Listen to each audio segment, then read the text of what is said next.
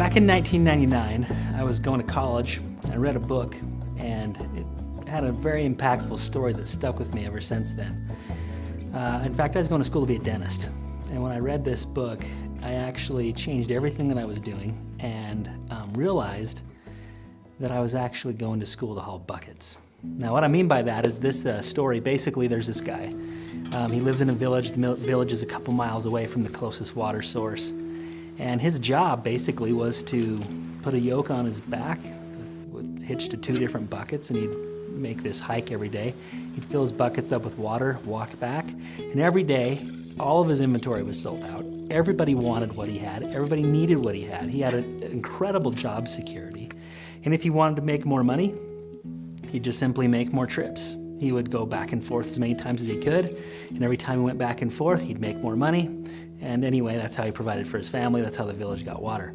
Well, another guy sees this and says, man, I want to take advantage of that because that guy's got perfect job security. Everybody needs his product. And so he fashions himself a yoke, gets a couple buckets, and starts making trips the same as this other guy. Just like the other guy, everybody needed his product. He's making a good living. But what he ended up doing is, instead of making multiple trips per day, he would basically make one trip, and then he'd take whatever extra time he had and start building a pipeline. I guess you could say he was working full-time on his job and part-time on his fortune. Well, one man was hauling buckets back and forth, making more money than his friend. He worked day and night, night and day. First hauling buckets to make sure his family was taken care of, and then working nights and overtime trying to figure out how to build this pipeline, overcoming the concerns that he had to deal with, the rocks in the ground. He spent the time doing that to build this pipe consistently and persistently over time. Well, a few years later, he finally finishes the pipeline, gets it to the village, and eventually turns on a spigot. Now at this point, everybody in the village can come and get as much water as they want. It's cooler, cleaner, fresher, better than the water he was hauling with buckets, and cheaper. Everybody could get it much more affordably.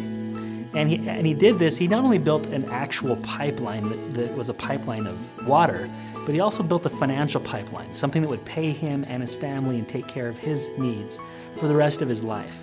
And that's basically what I realized when I was reading this book, going to college. I realized I was going to school to haul buckets. I wasn't building a pipeline, something that would take care of me and allow me to pursue my greater causes and higher purposes in life. I was basically working for money. And so basically what I did from that point on is I changed my career choice, and I've always tried to build pipelines.